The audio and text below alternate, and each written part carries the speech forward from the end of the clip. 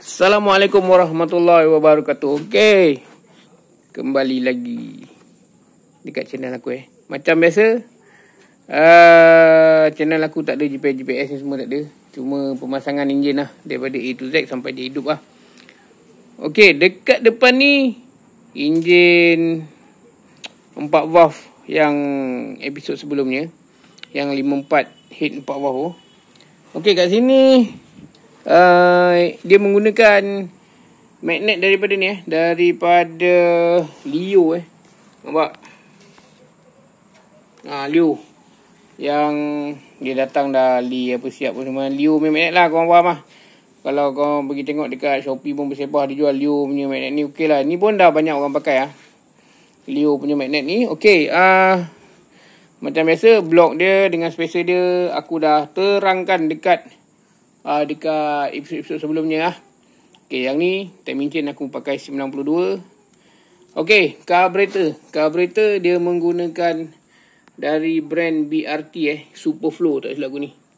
BRT Superflow. Jap gua kasi tengok. BRT Superflow, dia dah tulis bawah ni. Superflow 28 mm sini ada tulis ni. 28 mm. Jap. Nampak ni.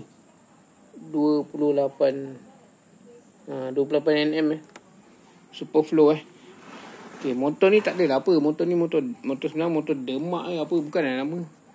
Nama motor ni apa? Dayak. Tapi enjin dia full convert daripada enjin yang asal tu pergi ke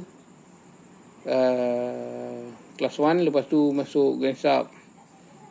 Sebelum ni masuk Grand Sub Jet 3, lepas tu dia masuk Grand Sub yang GL ni dia pakai clutch tangan Nampak? Clutch tangan.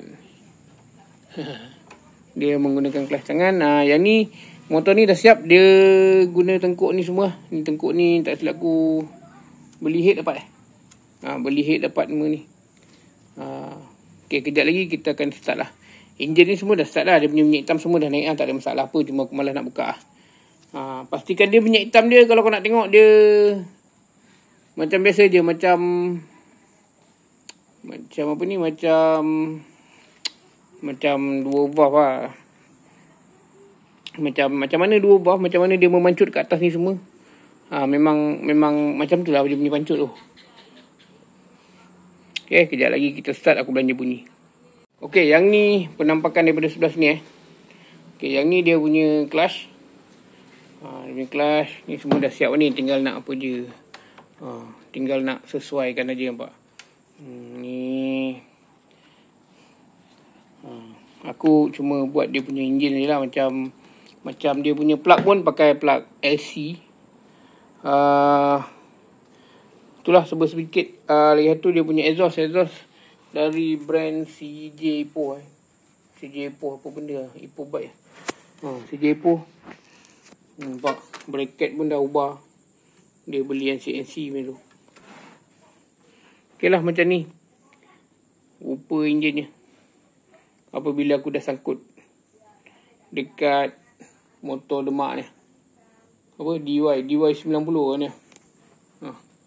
DY90 apa brand dia, Dayang. Macam tu lah. Okey, kejap lagi kita start enjin ni.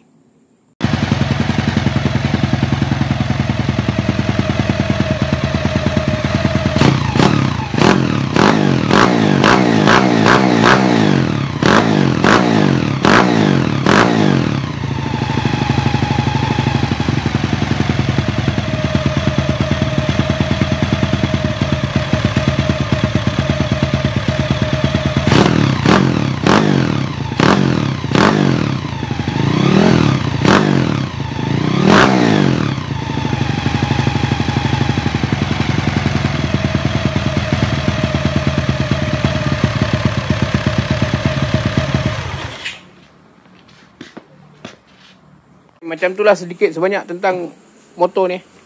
Dan ni adalah final episode untuk enjin 4 valve ni.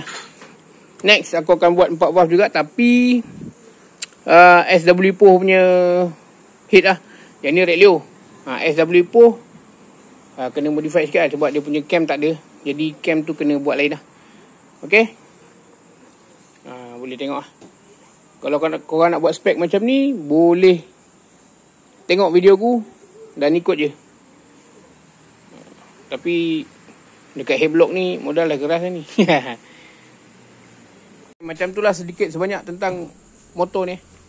Dan ni adalah final episode untuk enjin 4 valve ni.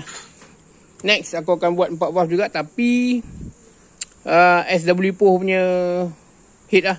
Okey, apa-apa pun terima kasih siapa yang dah tengok episod ni daripada nombor 1 sampai yang akhir ni.